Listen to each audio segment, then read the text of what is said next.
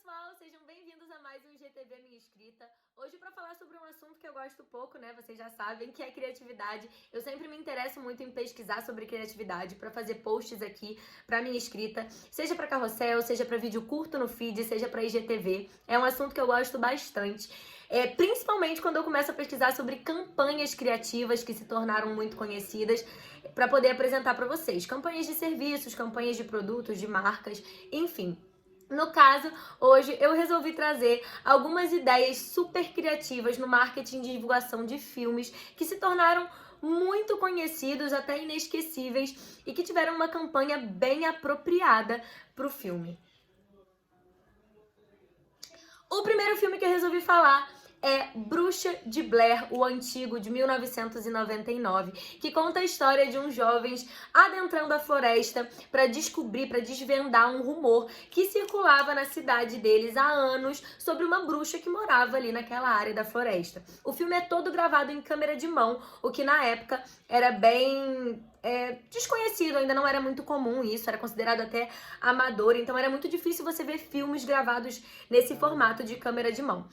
E os produtores eram desconhecidos, os diretores eram desconhecidos, os atores eram desconhecidos, o filme é de baixíssimo orçamento. E aí a gente se pergunta, como que ele tomou uma proporção tão grande, né? Como que ele ficou tão conhecido? O filme teve um plano de marketing que foi genial, que pode ter sua ética questionada por algumas pessoas, mas que, querendo ou não, atingiu um público muito grande e de uma maneira muito interessante e apropriada para o filme, já que é um filme de terror, ele atingiu amedrontando as pessoas. Eles divulgaram o filme como se fosse uma história totalmente real. Como os atores eram desconhecidos, eles fingiram que os atores tinham desaparecido, soltaram boletins de polícia falsos, recortes de jornal falando sobre a bruxa, criaram até um site na internet para divulgar meio que o projeto, como se fosse um projeto de documentário de jovens adolescentes. E todo mundo ficou tão interessado nessa história de jovens que tinham desaparecido que o marketing se fez por si só, né? As pessoas começaram a pesquisar sobre o assunto, consequentemente foram assistir o filme no cinema, porque eles venderam como filmagens reais, né? Partes das filmagens eram reais. E eu sei que isso durou durante tanto tempo, porque na época que eu fiquei sabendo desse filme, que deve ter sido em 2012, 2010, eu curto muito filmes de terror, então eu fiquei sabendo quando eu era mais nova.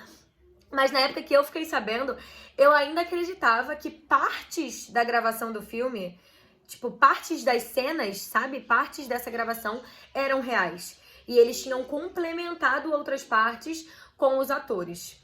Então, assim, você vê que é um marketing duradouro, que atingiu diretamente esse público, que é o público de filme de terror, e que dialogou de uma forma fantástica, porque ele foi filmado em documentário, então eles venderam também todo o marketing como se fosse uma coisa documental, amadora ali mesmo, para fazer as pessoas se interessarem.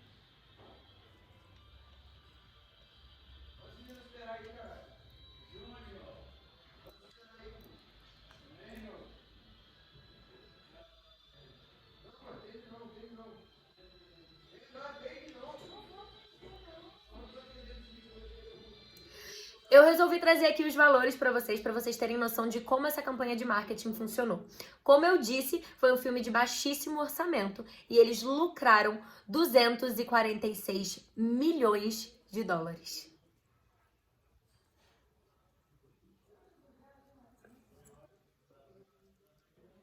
248 milhões de dólares.